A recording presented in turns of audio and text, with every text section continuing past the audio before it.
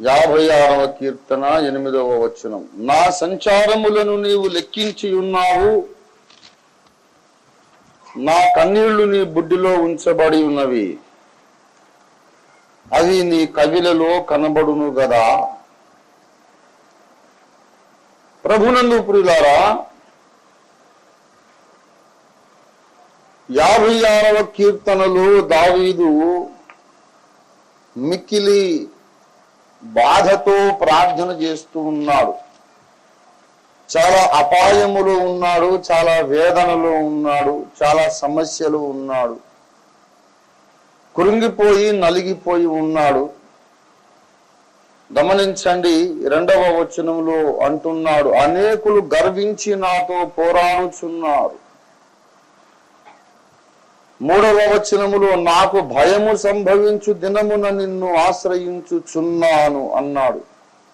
అంటే ఏ దినముననైతే ఇప్పుడు నేను నిన్ను ఆశ్రయిస్తున్నానో ఈ దినము ఏ దినము? నాకు భయము సంభవించే దినం. ఆయనకు చాలా భయం సంభవించింది. అనేక మంది పోరాడుచున్నారు, మరి ఎంతో కృంగి నలిగిపోయి ఉన్నాడన్నమాట. మొదటి వచనములో 2వ భాగంలో అంటాడు, దినమెల్లా నాతో వారు పోరాడుచు నన్ను బాధించుచున్నారు. మొదటి భాగము మొదటి వచనంలో చూస్తే మనుషులు నన్ను మృంగవలెనని ఉన్నారు. మనుషులు ఇక వాడిని ఉంచొద్దురా, కరకర నమిలి కొరికి మింగేసేయండి అంతే. అంటే క్రూర మృగము దాడి చేసినట్టు, ఒక చిరుత పులి ఒక సింహము దాడి చేసినట్లుగా మనుషులు ఆయన మీద దాడి చేయాలని ఉన్నారు. క్రూర మృగము దాడి చేసినప్పుడు కనికరించదు, దయ చూపదు. దాని పేరే క్రూర మృగమాయ. కొరికి పారేయవతల వాడిని నమిలి పారేయడు. అలాంటి క్రూర ద్వేషము గల మనుషులు దావీదు భక్తుని మీద పోరాటం చేస్తున్నారు. దేవా నన్ను కరుణించుమనే ప్రార్థన ఆయన చేస్తూ ఉన్నాడు. అసలు ఆ కీర్తనే దేవా నన్ను కరుణింపుమనే మాటతో ప్రారంభమవుతూ ఉన్నది. చాలా ప్రమాదంలో ఉన్నాడు. 6వ వచనంలో నా ప్రాణము తీయగోరుచు వారు నా అడుగు జాడలు కనిపెట్టుదురు. అంటే వీడు ఎక్కడ దొరుకుతాడు? వీడిని ఎక్కడైతే చంపగలం? అనుకూలమైన సమయం ఎక్కడ, స్థలం ఎక్కడ? అడుగు జాడలు వారు ఏం చేస్తున్నారు? కనిపెట్టుచున్నారు. ప్రభునందు ప్రియులారా, ఇదంతా నేపథ్యం చెప్పాను కానీ ఒక విషయాన్ని గమనించండి. దావీదు యొక్క అడుగు జాడలను ఇద్దరు లెక్క పెడుతున్నారు. దావీదు అడుగు జాడలను ఇద్దరు లెక్క పెడుతున్నారు. 2 వైపుల నుంచి కౌంటింగ్ జరుగుతోంది. అది ఈనాటి అంశము, విషయం. ఒకవైపు చూస్తే మనుషులు లెక్క పెడుతున్నారు, ఇంకోవైపు చూస్తే దేవుడు కూడా లెక్క పెడుతున్నాడు. ఈ సంగతి మనం మర్చిపోకూడదు. 56వ కీర్తన 6వ వచనం చూస్తే నా ప్రాణము తీయగోరుచు వారు నా అడుగు జాడలు కనిపెట్టుచున్నారు. 8వ వచనంలో చూస్తే దేవా నా సంచారములను నీవు లెక్కించి ఉన్నావు. ప్రభువును ప్రియులారా, గమనించారా? 6వ వచనంలో మనుషులు దావీదు యొక్క అడుగు జాడలను లెక్కిస్తున్నారు.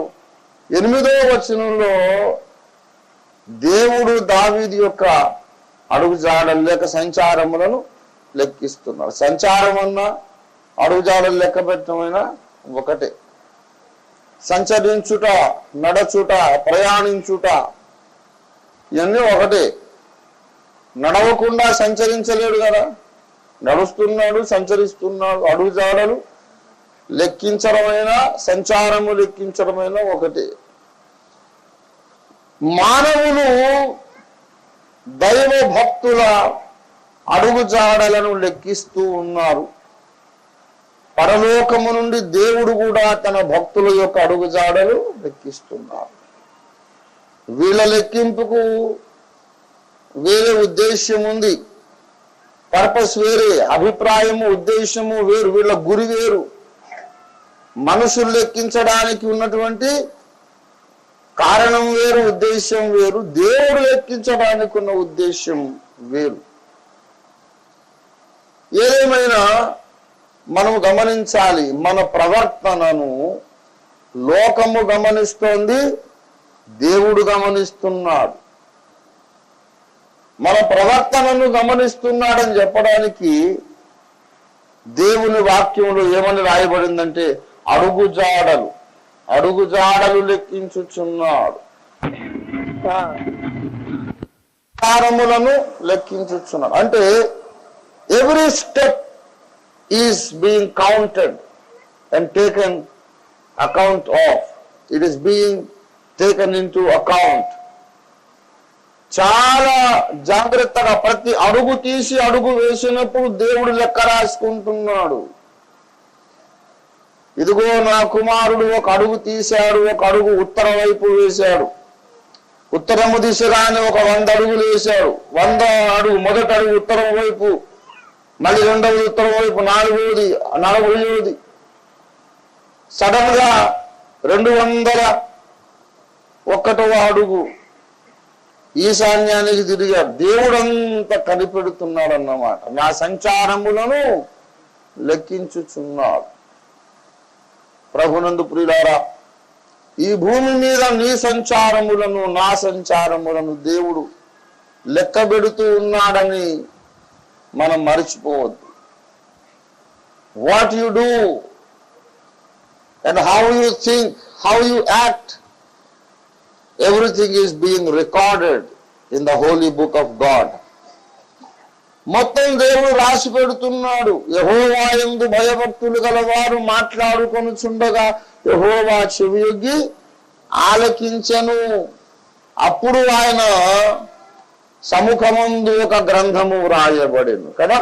మలాకీ గ్రంథము 3వ అధ్యాయము 16వ వచనం చూడండి. అప్పుడు యెహోవా యందు భయభక్తులు గలవారు యెహోవా చెవియొగ్గి ఆలకించెను, మరియు యెహోవా యందు ఆయన నామమును స్మరించుచూ ఉండు వారికి జ్ఞాపకార్థముగా ఒక గ్రంథము సముఖమునందు వ్రాయబడెను. ప్రభునందు ప్రియులారా, మన మాటలను ఆయన లెక్కబెడుతూ ఉన్నాడు, మన మాటలను లెక్కిస్తూ ఉన్నాడు, మన యొక్క అడుగు జాడలను లెక్క పెడుతూ ఉన్నాడు. మనం ఏమి చేస్తున్నాము, ఎక్కడ ఎప్పుడు ఏమి పలుకుచున్నాము ఆయన మొత్తం రాసి పెట్టుకుంటూ ఉన్నాడు. మన అడుగులు లెక్కబెట్టి మాటలు కూడా లెక్క పెడుతున్నాడు. మత్తయి సువార్త 12వ అధ్యాయము 36వ వచనం. నేను మీతో చెప్పున్నదేమనగా, మనుషులు పలుకు వ్యర్థమైన ప్రతి మాటను గూర్చియు విమర్శ దినమున లెక్క చెప్పవలసి ఉండును. యేసయ్య ఎంత ఎంఫాటిక్ గా నొక్కి వక్కాణించుచున్నాడో చూడండి. నొక్కి నొక్కి చెబుతున్నాడు. ఏమంటున్నాడు? నేను మీతో చెప్పున్నదేమనగా. జ్ఞాపకం పెట్టుకోండి, మన ఇమ్మానుయేల్ ప్రభు మనకు తోడై ఉండడానికి దివి నుండి భూమికి దిగి వచ్చినటువంటి అదృశ్య దేవుని స్వరూపుడు యేసయ్య చెబుతున్నాడు. ఒక మనిషి కాదండి చెప్పింది. దేవుడు కొన్ని సంగతులు మానవుల ద్వారా చెప్పాడు, ప్రవక్తల ద్వారా చెప్పాడు, కొన్ని ఆయనే ముఖాముఖి చెప్పాడు. ఇది అటువంటి మాట, దేవుని డైరెక్ట్ స్టేట్మెంట్ అన్నమాట. నేను మీతో చెప్పున్నదేమనగా. మామూలు ప్రవక్త అయితే మాట్లాడేమంటాడు, చెప్పేదంతా చెప్పి ఇది యెహోవా వాక్కు అటు పెడతాడు మళ్ళీ అడ్రస్. అర్థమైందా? ఇది చెప్పేది చెప్పి ఏమంటాడు, ఇది యెహోవా వాక్కు. యేసయ్య అట్లా అన్నాడు, ఇది నా వాక్కు అంటున్నాడు. దేవునికి స్తోత్రం కలిగినగా. This is what I say. నేను చెబుతున్నాను, రాసి పెట్టుకోండి. నేను చెప్తున్నాను ఏంటంటే, మనుషులు పలుకు ప్రతి వ్యర్థమైన మాట. అనవసరంగా మాట్లాడొద్దు. ఏమండి, అనవసరంగా మాట్లాడొద్దు. నీవేదైనా ఏదో ఒక పని చేస్తావని చెప్పావనుకో, అది నీవు నిజంగా చేయదలుచుకుంటేనే చేస్తానని చెప్పాలి. ఎవరైనా నాకు ఫోన్ చేశారనుకో, అన్నా మీ దగ్గరికి రావాలని ఉంది, రాలేదు, బెంగళూరు నుంచో, హైదరాబాద్ నుంచో, బొంబాయి నుంచో, బ్రదర్ రండి, మీరు వస్తే మాకు అంతకంటే కావలసింది, మీరు వస్తే కనుక మేకను కోసేద్దామండి రండి అన్నాను. అన్న తర్వాతగా వాడు వచ్చిన తర్వాత కోడిని వెతుకొద్దు, చీపులో పోతుందండి. నైనా నిజంగా మేకను కోసే ఉద్దేశం ఉంటేనే ఆ మాట అనాలి. అన్నాము కాబట్టి కష్టమైనా సరే మేకను ఎట్లయినా పోయాలి. అది దాని కొరకు నువ్వు అప్పుల పాలు కావచ్చు, ఇల్లు అమ్ముకోవచ్చు, అంత ఖచ్చితంగా ఉండాలి మాట అంటే. అవునంటే అవును, కాదంటే కాదు. దేవుని బిడ్డలారా, నీతిమంతుడు ప్రమాణము చేయగా నష్టము కలిగిన మాట. ఒకవేళ అసాధ్యమైన పరిస్థితుల్లో అది వేరు, సాధ్యము కాలేదు అనేది వేరు. కానీ కనీసము నీకు హృదయపూర్వకమైన ఉద్దేశం ఉండాలి, నీ సాయశక్తుల ప్రయత్నం చేయాలి. ఈ మధ్య చాలా మంది నా దగ్గరకు వచ్చి, అయ్యా మీ దగ్గర ఉండాలనుకుంటున్నా, మీరే నన్ను చూసుకోండి, నన్ను పెంచుకోండి అని అంటే నేను చెప్తున్నా, నాకు ఇప్పుడంత ఓపిక లేదు, నన్ను క్షమించి. ఒకప్పుడు చేశాను, మరి ఇప్పుడు నేను కూడా అలసిపోయాను, ఇప్పుడు ఆర్థికంగా నేను ఇబ్బందుల్లో ఉన్నా, ఒకప్పుడు ఓపిక నాకు లేదు అని చెప్పేస్తున్నా. ఎందుకంటే ఏం పర్లేదు నాన్న వచ్చే అని అన్నానంటే, మరి వాడు చచ్చిందాకా నేనున్నంతసేపు ఏసై వచ్చేదాకా I will definitely take care of him. వాడిని చదివించుడు, వాడిని పెళ్లి చేసి, ఎవ్రీథింగ్ ఐ విల్ డూ. నాకు కష్టమైనా చేస్తాను. దాని కొరకు ఇంకో 10 లక్షలు అప్పు చేసి అప్పు తీర్చే అంత ఓపిక నాకు ఉంది. ఓపిక లేకుంటే ఏసయ్య దగ్గర అడుక్కొని చేస్తా. ఎందుకంటే ఏసయ్య నీ కొడుకును కదా, నా మాటకు విలువలేరా, నాకు ఓపిక కదా ఇచ్చే, నేను అన్నాను కదా నిలబెట్టుకోవాలా లేదా అని అడిగి ఆయన దగ్గర బలం అడుక్కొని చేస్తాను. నిజముగా నీకు ఆ ఉద్దేశ్యం ఉంటేనే ఆ మాట అనాలి. అన్నావనుకో తప్పకుండా చెయ్యాలి. కానీ మనుషులు పలుకు మాటలలో వ్యర్థమైనవి చాలా ఉండును. అనవసరమైన మాటలు, మన ఉద్దేశం లేనటువంటి మాటలు, ఒట్టే గాలి మాటలు. యోగన్నాడు, మీ గాలి మాటలు ముగిసిపోయినా. ఇలా మన మాటలన్నీ లెక్క పెట్టుకుంటున్నాడు దేవుడు, మన చర్యలు లెక్క పెట్టుకుంటున్నాడు దేవుడు. అరే ఒట్టొట్టి మాటలు, ఒట్టొట్టి ఏంట్రా ఇవన్నీ, దేవుడు లెక్క పెట్టుకుంటున్నాడు. జాగ్రత్త. లెక్క ఎందుకు పెట్టుకుంటున్నాడంటే విమర్శ దినమున లెక్క అడగడానికి. విన్నారా? విమర్శ దినమున లెక్క అడగడానికి. మత్తయి సువార్త 12వ అధ్యాయము 36వ వచనం చూడండి. విమర్శ దినమున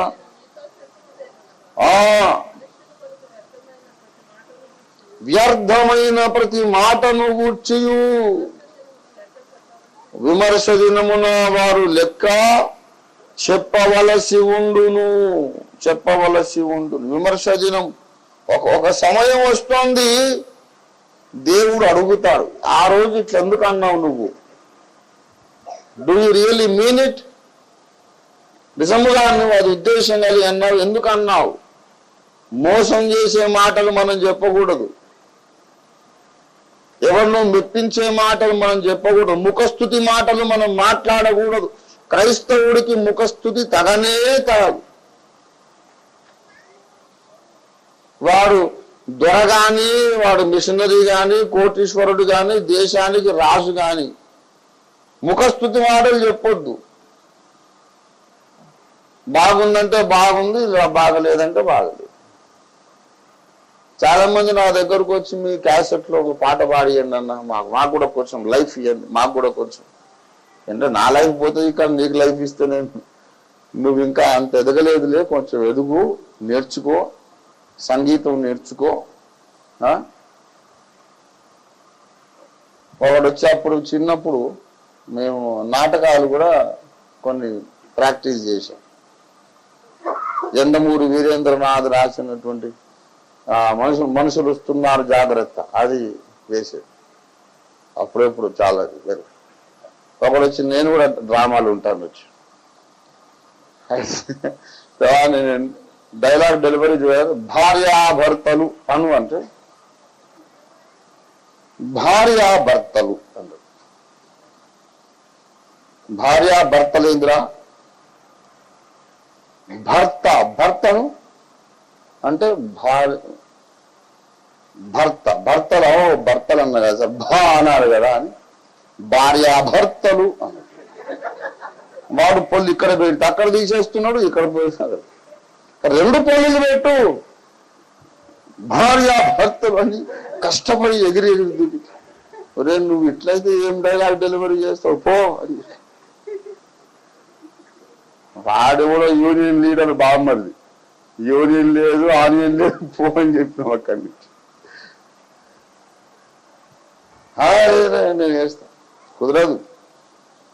మా సొంత బంధువులు చాలా మంది మమ్మల్ని కూడా స్పెషల్ సాంగ్ పాడియాలి, మీ క్యాసెట్లో ఒక రికార్డ్ చేయాలంటే ఇంకా నీ గొంతులో నాదం లేదు, స్వరం లేదు, కష్టము, రాగం తీస్తే కూడా అది ఎటో పోతుంది, వద్దు. వీళ్ళందరితో నేను క్యాసెట్లు చేస్తే ఒక్కొక్కరు 1,00,000 ఇస్తారు నాకు. లాభమా కాదా? లాభమే. కానీ క్యాసెట్లు విని దేవుని బిడ్డల గూబలు కూడా బగులుతాయి తర్వాత. బాగుంది అంటే బాగుంది, బాగలేదంటే విధంగానే లేదులే కానీ నువ్వు ఇంకా చాలా నేర్చుకోవాలి అని చెప్పేస్తాం. అంతే. అరే అందరు వాళ్ళ చుట్టాలను ఎంకరేజ్ చేస్తారు, మమ్మల్ని ఎందుకు ఎంకరేజ్ చేయమంటే చుట్టాలను ఎంకరేజ్ చేయడం కాదు, రియల్ టాలెంట్ను ఎంకరేజ్ చేయాలి. నిజమైన కళ సామర్థ్యం కూడా దాని ఎంకరేజ్, చుట్టాలు ఎంకరేజ్ చేయండి అంటే వాళ్ళందరూ చేస్తలేరా అంటే నేను వాళ్ళ ఫాల్తు కానీ అనుకున్నావా? నేను ఉత్తమత్వవాదిని, ఆమె పర్ఫెక్షనిస్ట్. పని పర్ఫెక్టే జరగాలి, అక్కలేదు, బావలేదు, బావమరిది లేదు, మామయ్య లేదు, సరిగా పని జరగాలి. కొంతమంది నాకు అప్లికేషన్ పెట్టుకుంటారు, మమ్మల్ని కూడా మీ మీటింగ్లలో స్పెషల్ స్పీకర్ చేసుకోండి. నువ్వు అప్లికేషన్ పెట్టుకోవాల్సి వచ్చిందంటే బావా నిన్ను కనుక నేను స్పీకర్ చేస్తే వాళ్ళు నన్ను చెప్పులతో కొడతారు, వద్దు అని చెప్పి పంపించేస్తారు. చాలా మంది అంటే కడుపుమంట ఉన్నదున్నట్టు మాట్లాడేస్తారు. అది లేదులే, నీ మీద అభిషేకము లేదు, దేవుడిని వాక్యోపదేశకునిగా పిలవలేదు, నువ్వు మనుషులను ఇట్లా ప్రసంగాలు చేసి చంపకు, నువ్వు వద్దు, నువ్వు ఏది తెలుసో అది చేసుకో, తెలియని పని ఎందుకు అనవసరంగా. ఓఫీరుకు గర్వం, ఆయనకే మంచిగా వాక్యం వస్తుంది, గర్వం కాదు, ఉన్నది ఉన్నట్టు మాట్లాడాలి. అవునంటే అవును, కాదంటే కాదు. ఈయనదెవరు బావా అని చెప్పి ఈయనను సంతోష పెట్టడానికి సంఘాన్ని పాడు చేయడం ఎందుకు? ఎందుకు ఈ మాటలు అంటున్నానంటే బంధు ప్రీతిని బట్టి, స్నేహ అభిమానాన్ని బట్టి మనము మనుషులను మెప్పించే మాటలు చాలా మాట్లాడతాం. చాలా మంది ప్రసంగాలలో కూడా తీయని మాటలు ఉపయోగిస్తారట. 1 కొరింథీ పత్రిక 2వ అధ్యాయం 5వ వచనం చూడండి.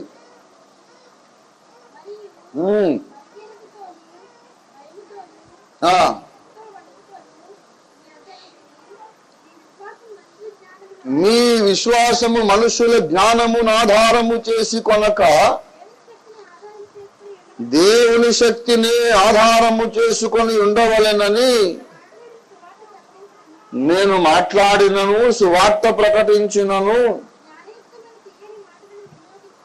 జ్ఞానయుక్తమైన తీయని మాటలను ఉపయోగించక పరిశుద్ధాత్మయు దేవుని శక్తియు కనబరుచు దృష్టాంతములని వినియోగించు. తీయని మాటలుగా షుగర్ కోటింగ్ లేదు, నో షుగర్ కోటింగ్, ఉన్నది ఉన్నట్టు సత్యం చెప్పాలి. ప్రసంగాలలో మనుషులను మెప్పించడానికి ప్రయత్నిస్తున్న బోధకుల ప్రసంగాలన్నీ దేవుడు రికార్డ్ చేసి పెట్టుకున్నాడు. దౌర్భాగ్యుడా, నిన్ను నా ప్రతినిధిగా నేను పంపిస్తే వాళ్ళేమనుకుంటారు అని నువ్వు భయపడి వాళ్ళకు అనుకూలంగా మాట్లాడతావా? ఇదేనా నేను చెప్పింది? ఎందుకు అలా చేశావు? ఆ దినాన నువ్వు సత్యం ఉన్నట్టు మాట్లాడితే నేను కొన్ని ఆత్మలు పట్టుకునేవాడిని అని అడుగుతాడు యేసయ్య. అది బోధ చేసినా, ఇంట్లో మాట్లాడినా ఉన్నది ఉన్నట్టు మాట్లాడాలి. దేవుని బిడ్డలారా, మన మాటలన్నీ జ్ఞాపకార్థ గ్రంథములో వ్రాయబడుచున్నది. దేవునికి స్తోత్రం. ప్రియులారా, మరి మన అడుగుజాడలు లెక్కించబడి ఉన్నవి. మనము ఏం చేస్తున్నా, మనము చేస్తున్న చర్యలను జాగ్రత్తగా మనం కాపాడుకోవాలి. మన అడుగులను మన ప్రవర్తనను కాపాడుకోవాలి. నేను ఇప్పుడు చేస్తున్న ఈ పని దేవుడు వీడియో తీస్తున్నాడు అని ఎప్పుడూ జ్ఞాపకం పెట్టుకోవాలి. నేను కూడా మీలాంటి మనిషినే కనుక నేను కూడా అన్ని విషయాలలో శోధించబడ్డవాడిని. యేసయ్యే శోధించబడ్డాడు, నేను శోధించబడనా? You can imagine any damn thing. మనుషులకు ఎన్ని శోధనలు వస్తాయో అవన్నీ తప్పకుండా యేసయ్యకే వచ్చాయి కనుక నాకు కూడా వచ్చినాయి. కొన్నిసార్లు నా ముందు కూర్చున్న ఒక మనిషి,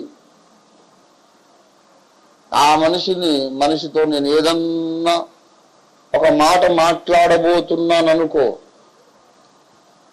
వెంటనే దేవుడు నాకు దర్శనం ఇచ్చేవాడు. పెద్ద ఒక కలం ఉండేది. కలం పట్టుకున్న ఒక చెయ్యి, తెల్లని చెయ్యి, అంటే షెయిర్, మంచిగా బంగారు రంగు ఒళ్ళు ఉంటుంది కదా, పసిమి రంగు కొంతమందికి ఎల్లో కాంప్లెక్షన్, అలాంటి చెయ్యి, తెల్లని దగదగలాడే మెరిసే ఒక అంగి తొడుక్కున్నటువంటి చెయ్యి, ఆ కలం పట్టుకొని ఇంత పెద్ద పుస్తకం, ఇంత పెద్దదన్నమాట, అటు ఇటో గజన్నర ఉండేది, రాయడానికి ఉద్యుక్తుడైనట్టు. నేను ఒక మాట మాట్లాడబోతున్నా, మునుముందు ఎప్పుడైనా నేను పాపము చెయ్యడానికి అవకాశం ఉండేటట్లు ఒక ఉన్నత స్థలం కట్టుకుంటున్నాను అనుకో, పాపం ఇప్పుడు చెయ్యం, 5-6 ఏళ్ళైనాక పాపం చేయడానికి రంగం ఇప్పుడు సిద్ధం చేసుకుంటాం. అంత మేధావి మనిషి, పాపములో మేధావి. నేను ఏదన్నా అట్లాంటి మాటలు మాట్లాడితే ఇక్కడ దేవుడు, ఆహా నువ్వు అంటావా అట్లాను, నేనేమో ఇక్కడ రాస్తా అందామనేది. నేను కొంచెం మేధావుల లెక్కలకు వచ్చినోనే కదా, కాబట్టి నేను ఏదన్నా చేస్తే చాలా సూపర్ క్యాలిక్యులేషన్స్తోనే చేస్తాను. నేను ఏదన్నా ఇట్లా అందాం, తర్వాత ఇట్లా అడ్వాంటేజ్ తీసుకుందాం అని సైతాన్ శోధన చేస్తుంటాడు. అరే భల ఐడియా వచ్చింది నాకని అందాం అని మంచి డైలాగ్ వదిలిపోతుంటే దేవుడేమో కలం, ఆహా అట్లా అంటావా, నేను రాస్తాగా రాయి అని వెంటనే ఒక దర్శనం. ఇది నాకు నా లెక్క మరి సరిగ్గా నేను చెప్పలేను కానీ ఒక 1000 సార్లైనా వచ్చి ఉంటుంది. అంటే ఇన్ని సంవత్సరాలలో నాకు 18 ఏళ్ళ ప్రాయం ఉన్నప్పుడు స్టార్ట్ అయింది ఇది. ఏదన్నా ఒక ఉద్దేశం మనసులో పెట్టుకొని ఇంకేదన్నా ఒక పాపపు ఉద్దేశం పెట్టుకొని పైకి ఏదో పెద్ద మనిషి తరహాగా మాట్లాడుతున్నాను అనుకో, ఎప్పుడైనా ముందు గాలం వేద్దామని, ఇటువంటిది ఏదన్నా ఉంటే సైతాన్ తను అనిపిస్తుంటే వెంటనే ఆ చెయ్యి నా ముందుకు వస్తుంది, అల్లంత దూరాన, ఇదిగో ఇక్కడి నుంచి ఆ దూరం, అడ్డం దూరం ఉన్నంత దూరం కనిపిస్తుంది క్లియర్గా. ఇప్పుడు మీరు నాకు ఎట్లా కనపడుతున్నారో అట్లా, ఊహ కాదు, నేను మాట్లాడబోతుండగా వెంటనే. కొన్నిసార్లు అందమైనటువంటి, నేను సౌందర్య ఆరాధకుడిని కదా, ఒక బ్యూటిఫుల్ గర్ల్ కనబడితే సౌందర్య ఆరాధకుడు, పాపం చేద్దామని కాదు కానీ అందం అంటే నేను బేహోష్ అయిపోతాను అన్నమాట. పాపం ఏం చెయ్యను కానీ ఒక స్త్రీని మోహపు చూపు చూచు వాడు అక్కడనే ఆమెతో వ్యభిచారము చేసిన వాడగును కదా. నేను ఈమెకు నా లోపల కలిగిన ఈ క్షణికమైన శోధన ఈమెకు నేను చెప్పను, ఎప్పటికీ దాని క్రియారూపంలోకి రానియను, శరీరంతో చెయ్యను. కానీ మనసులో అయితే కలిగింది కదా, ఏం చెయ్యాలి? భవిష్యత్తులోకి వెళ్ళిపోద్ది నా ఆత్మ. అది భూలోకం కాదు, కొత్త భూమి కొత్త ఆకాశం. ఆ అమ్మాయి దేవుని బిడ్డ కనుక పరలోకానికి వస్తుంది. నేను పరలోకపు వీధుల్లో ఎప్పుడైనా ఆమె పాదాలు ముట్టుకొని, అమ్మా నేను భూలోకములో ఉండగా ఒకసారి నిన్ను కూర్చి నాకు ఇట్లాంటి తలంపు వచ్చింది, క్షమించమ్మా. మరి అప్పుడే ఎందుకు చెప్పలేదు అంటే, కొంప తీసి నువ్వు అవునంటే నేనేం చేయాలి? ప్రాబ్లమేనా కదా. కనుక అన్ని అందరి ముందు మాట్లాడొద్దు. ఒక ఆమెను నేను మీ దగ్గరనే ఉంటా అని వచ్చినాను. వస్తే అమ్మ నువ్వు యవనస్తురాలివి, నా దగ్గర ఉండొద్దు, ఇట్లా అందరు నేను ఉంచుకున్నాను అంటారంటే నాకేం అభ్యంతరం లేదండి.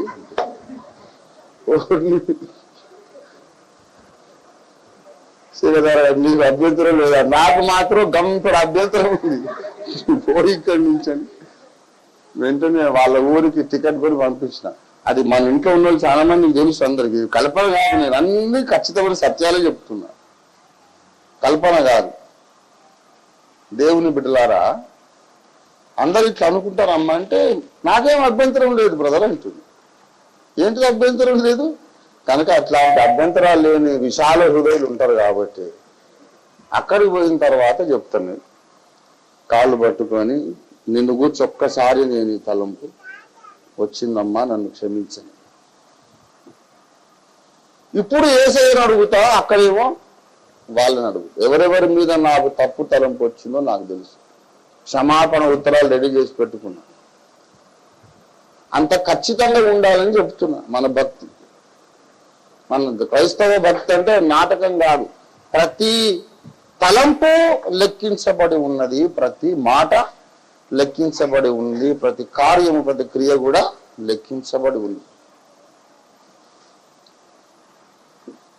తర్వాత యేసయ్యను అడిగా, ప్రభువాయిగా అందమైన మనుషులను చూసి శోధించబడము, మళ్ళీ అక్కడ క్షమాపణ ఉత్తరం అక్కడ ఇవ్వడము, ఇది ఇట్లయితే మరి కొన్ని 100,000 తయారైతేమో ఫైల్ మెయింటైన్ చేయడం కష్టము, నాకు ఈ శోధనే రాకుండా సహాయం చేయని ప్రభువుని అడిగా. ప్రభు అన్నాడు, ప్రతి మనిషిలో నన్ను చూడడం నేర్చుకో అన్నాడు. వాళ్ళు క్రీస్తును ధరించుకున్నవారు కదా, ప్రతి మనిషిలో నన్ను చూడడం నేర్చుకో, నీకు అప్పుడు మోహపు చూపు ఉండదు. యేసయ్యను మోహపు చూపు చూడగలమా? నాకు అటువంటి కళ్ళు దయచే ప్రభు అని అడిగాడు. నాకు అటువంటి నేత్రాలు దయచే, ఇచ్చాను పొమ్మన్నాడు. ఆ రోజు నుంచి ఏమైందో తెలుసా? ఒక చక్కటి ఆడపిల్ల ముఖం కనపడగానే నా కళ్ళ ముందు ఆమె నుదుట ముళ్ళ కిరీటం వచ్చేస్తుంది. ఆ చక్కటి ముఖానికి ముళ్ళ కిరీటము ముఖం మీద నెత్తురు గారినట్టు యేసయ్య ముఖంలో కన్వర్ట్ అయిపోతుంది. మోహించగలనా? మోహించగల. దేవుని బిడ్డలారా, తలంపుల విషయములో మనం అంత కేర్ఫుల్ గా ఉండాలి. ఏదైనా ఆలోచిస్తా, ఏదైనా మాట్లాడతా, ఏదైనా చేస్తా అంటే ఇదేమన్నా క్రైస్తవ జీవితమా లేకుంటే ఇంకేమన్నా లోకములో దొర్లే పంది జీవితమా? చాలా జాగ్రత్త, చాలా జాగ్రత్త. దేవభక్తి విషయములో నీకు నీవే సాధకము చేసుకోవాలి. మన పరిశుద్ధత పెరగాలి. రాను రాను మన పరిశుద్ధత పెరగాలి, మన ప్రేమ పెరగాలి, పరిశుద్ధమైన ప్రేమ పెరగాలి. దేవునికి స్తోత్రం కలుగునుగా. శరీర సంబంధమైన ప్రేమ కాదు, పరిశుద్ధమైన ఆత్మ సంబంధమైన ప్రేమ పెరగాలి. మనం చేస్తున్న ప్రతి కార్యమును దేవుడు లెక్క రాసుకుంటున్నాడని మనం ఎన్నడూ మర్చిపోవద్దు. ఒక చిన్న మాట నేను మిమ్మల్ని అడుగుతాను, మీ దృష్టికి తెస్తాను. మనం కొన్ని ఆదివారాలు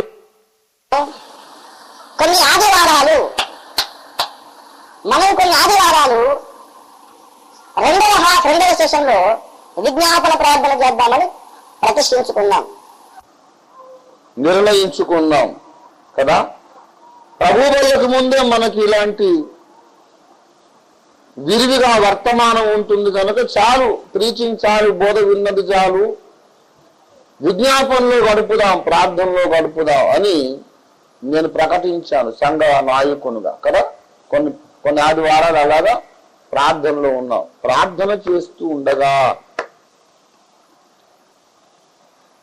చాలా ఇంటికి వెళ్ళిపోతారా ఏమి? అదే సమయంలో నేను ప్రసంగం చేస్తే మీరు కూర్చొని వినరా? సాయంత్రం 4 అయినా వింటారు. ఎందుకు? జోకులు వేస్తాడు, ఎంటర్టైన్ చేస్తాడు, నవ్విస్తాడు, లోతైన వర్తమానం అందుతుంది, మెదడుకు మేత దొరుకుతుంది, వింటుంటే బాగా టైం పాస్ అవుతుంది.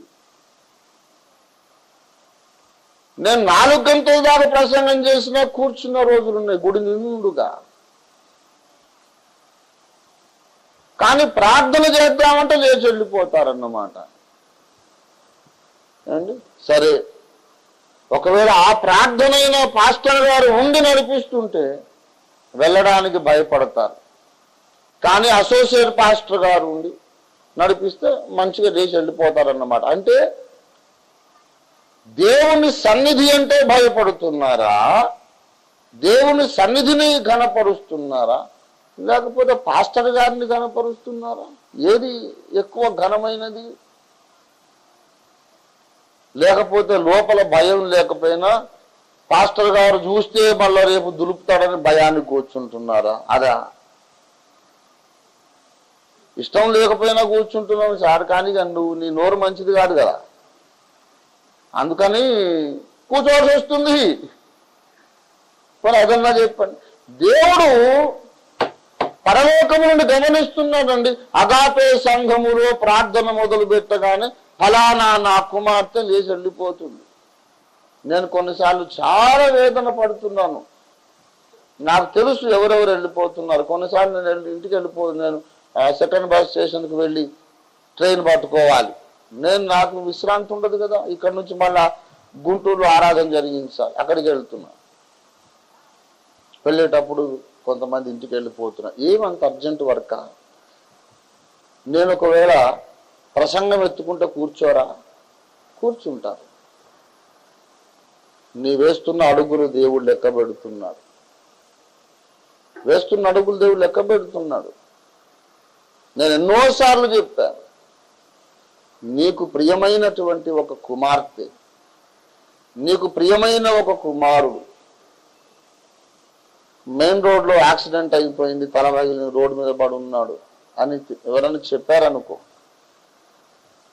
అప్పుడు నువ్వేం చేస్తావు? అన్నం మీద కూర్చున్నా సరే అది అన్నం కంచమట వదిలేసి పరిగెడతావు. ఆటో తీసుకురా, కారు మాట్లాడు, కార్లు ఎక్కుతా, నాకు లిఫ్ట్ ఎవరు ఇస్తారు అని ఆలోచించం. ఎట్లా వెళ్ళిపోతామో మనకే తెలియదు. అది పరుగా గాల్లో ఎగరడమా తెలియదు. అడ్డం ఏదొచ్చినా మీద నుంచి దాటి, బిల్డింగ్ల మీద నుంచి దాటి వెళ్ళిపోదాం అన్నంత ఆరాటంతో వెళ్ళిపోతాం. నాకు ప్రియమైన వ్యక్తి చావు బ్రతుకుల్లో ఉన్నాడు. ఇల్లు తాళం పెట్టాలని గుర్తుండదు ఎప్పుడు. ఏమైనా కానివ్వండి, అయ్యో అక్కడ ఒక ఎమర్జెన్సీ ఉంది. ప్రార్థన అనేది అటువంటి ఎమర్జెన్సీ. ఎన్నోసార్లు చెప్పాను, ప్రార్థన అంటే అంత ఆరాటం ఉండాలి. లేకపోతే దేవుడు లెక్క రాస్తాడు. ఒలీవల కొండ మీద యేసయ్య రాత్రంతా ప్రార్థన చేసినప్పుడు మనం ప్రార్థనను నిర్లక్ష్యం చేస్తున్నామంటే అర్థం ఏంటిదండి? ప్రార్థన నిర్లక్ష్యం చేస్తున్నామంటే యేసు కంటే మనము బలవంతులం అని అనుకుంటున్నామన్నమాట. యేసయ్యేమన్నా నా అంతట నేనే ఏమీయో చెయ్యలేను, నా తండ్రి నాకు ఆజ్ఞాపించాలి, నా తండ్రియే నాలో ఈ కార్యాలు చేస్తున్నారు. తండ్రి ఆజ్ఞాపించినట్టు నేను మాట్లాడుతున్నా. ఇది చెప్పు కుమారుడు అంటే చెబుతున్నా, నేనేమి చేయలేను అని తండ్రి మీద డిపెండ్ అయ్యి ప్రార్థన చేశాడు యేసయ్య. మనం డిపెండ్ కాము, ప్రార్థన చెయ్యం. అంటే అర్థం ఏంటి? నేను బలవంతుడను, నేను మరీ అంత దేవుని మీద డిపెండ్ కావాల్సిన అవసరం నాకు లేదు అనుకుంటున్నామన్నమాట. ప్రార్థన పట్ల మనము చూపుతున్నటువంటి నిర్లక్ష్యం దేవుడు రాసి పెడుతున్నాడు. అంటే చిన్న పాస్టర్ గారంటే కొంచెం చులకనన్నమాట. పెద్ద పాస్టర్ గారు ఉంటేనేమో అందరం భయంగా ఉంటాం, భద్రంగా. చిన్న పాస్టర్ గారు ఏముందిలే అని అంటే ఇప్పుడు చిన్న పాస్టర్ గారు పెద్ద పాస్టర్ గారే కనపడుతున్నారు, కానీ సంఘంలోని ప్రధాన కాపరి కనపడడం లేదన్నమాట. యేసయ్య ఉన్నాడు, సంచరిస్తున్నాడు కదా. నేనున్నాను, యేసయ్య సంచరిస్తున్నాడు. నేను గుంటూరు బండెక్కాను, యేసయ్య ఇంకా సంచరిస్తాడు. ఓసులు వెళ్ళిపోయాడు కదా అని యేసయ్య వచ్చి బండెక్కుతాడు అనుకున్నారా? ఆయన సంచరిస్తున్నాడు. ఒకరొకరు లేచిపోతుంటే పేర్లు రాసుకుంటాడు. ఫలానా వెళ్ళిపోయింది, ఫలానా ఆయన వెళ్ళిపోయాడు, నేను ఇక్కడే ఉన్నాను, మర్యాద లేదు వాళ్ళకని రాసుకుంటాడు. ప్రార్థన చేద్దామనే భారం ఎందుకు లేదు? మామూలు ప్రార్థనా దినాలలోనేమో వద్దామని భారం లేదు. పోనీ మీరు వచ్చినప్పుడే చేద్దామండి అంటే అప్పుడు కూడా లేచి వెళ్ళిపోతారా? What is this? దేవుడు లెక్క రాసుకోడా? దేవుని పిల్లలమైన మనం, దేవుని కుటుంబ సభ్యులమైన మనం చేస్తున్న ప్రతి పని దేవుడు లెక్క రాసుకుంటున్న. నా సంచారములు లెక్కించబడి ఉన్నవి. ప్రార్థనలో నీవు ఎన్ని గంటలు గడుపుతున్నావో దేవుడు లెక్క రాసుకుంటున్నాడు. బైబిల్ను రోజుకి ఎన్నిసార్లు చూస్తున్నావో చదువుతున్నావో లెక్క రాసుకుంటున్నాడు. నీ డబ్బును నువ్వు ఎలా ఉపయోగిస్తున్నావో దేవుడు లెక్క రాసుకుంటున్నాడు. ఒక మాట అన్నాడండి, దేవుని మందిరము పాడైపోయి ఉండగా సరంబి వేసిన ఇందులో మీరు నివసించుటకు ఇది సమయమా, ఇది సమయమా? హగ్గయి ప్రవక్త గ్రంథము 1:4 వచనము చూడండి. హగ్గయి 1:4 అండి.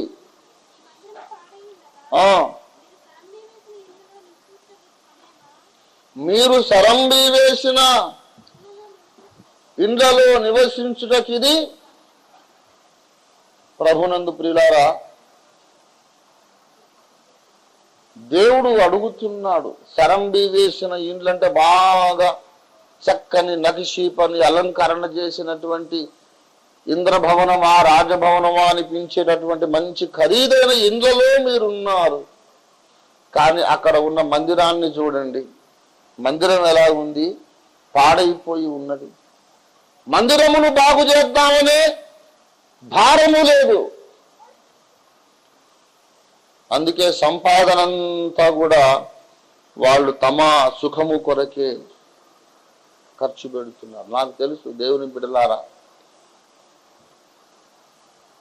దేవుని బిడ్డలు, మన సంఘ బిడ్డల గురించి నేను మాట్లాడాను. మన సంఘములో చాలా వరకు అందరూ కూడా దశమ భాగములు నమ్మకంగా ఇచ్చేవారు. కానీ ఇతర డినామినేషన్లలో చాలా దారుణం అండి. సంవత్సర చందా 100 రూపాయలు ఎంతో ఉంటుంది, 400 200 ఏదో ఉంటుంది. మెంబర్షిప్ ఫీజు కడతాడు తప్ప ఇక నెలకు దేవునికి దశంభాగం ఇద్దామని లేదు. మన సంఘం అయితే నడుస్తుందల్లా దశంభాగాల మీదనే. దేవుడు మనల్ని అందుకే ఆశీర్వదిస్తాడు, న్యాయపీఠం ముందు బహుమానం కూడా ఇస్తాడు. దేవుని బిడ్డలారా, కానీ ఒకవేళ దేవుడు నీ చేతికిచ్చిన ధనమును నీ సొంత భోగముల కొరకు ఉపయోగించినట్లయితే దాన్ని కూడా దేవుడు లెక్క రాసుకుంటున్నాడు. ఇక్కడ అరే నా మందిరం ఇట్లా ఉంది, మీరేమో మీ సుఖాల కొరకే ఖర్చు పెడుతున్నారు అని రాసుకుంటాడు అనే పాయింట్ కొరకు నేను ఇక్కడ చెప్పాను.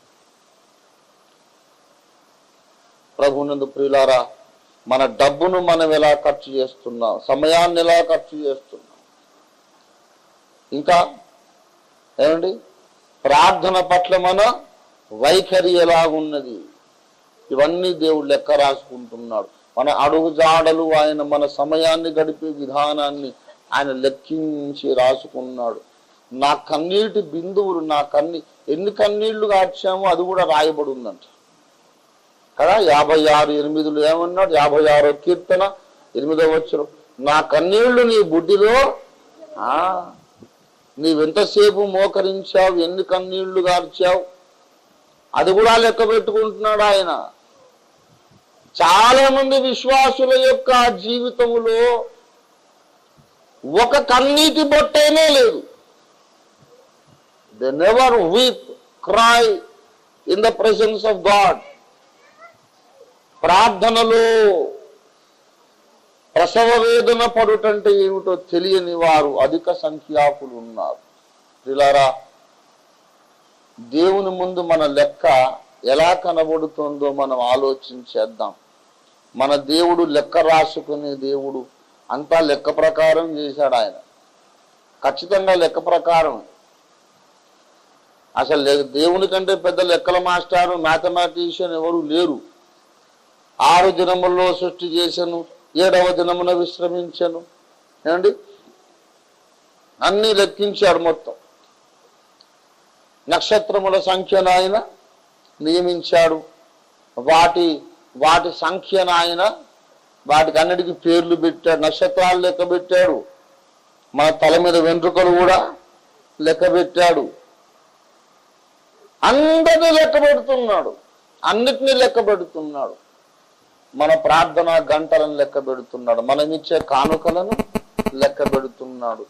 మన హృదయ తలంపులను లెక్క పెడుతున్నాడు. మన నోటి మాటలను లెక్క పెడుతున్నాడు. ఈ లెక్కలు చూసే దేవుని దగ్గర మనము భయము కలిగి జీవించాలి. దేవుని బిడ్డలారా, నిర్లక్ష్యముగా జీవిస్తే రేపు సిగ్గుపరచబడతాం. ఈ మాట ఉదయకాలం ముందు దేవుడు చెప్పమన్నాడు, నేను చెప్పాను. ప్రియులారా, మనం ఒకసారి పరీక్షించుకుందాం. దేవుని లెక్కలో మన బ్రతుకేలాగూ కనబడుతుంది. దేవుని యొక్క గ్రంథములో రాయబడిన లెక్క ప్రకారం మన అడుగుజాడలు ఎలాగున్నాయి. ఒక చిన్న మాట దేవుడు జ్ఞాపకం చేశాడు, అదొక్కటి చూపించి ముగిస్తాను. ప్రియులారా, యెషయా గ్రంథములో ఈ అడుగుజాడల లెక్క అనంటే జ్ఞాపకం వచ్చింది. దేవుడు జ్ఞాపకం చేస్తున్నాడు. యెషయా గ్రంథము 57వ అధ్యాయము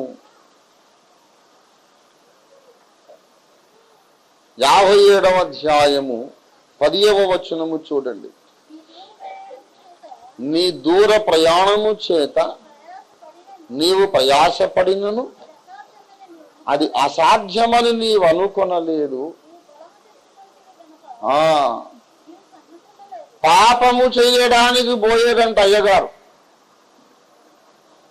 పాపము చేయడానికి వెళ్ళాడు. అయితే పాపం చేయాలంటే చాలా దూరం పోవాలట.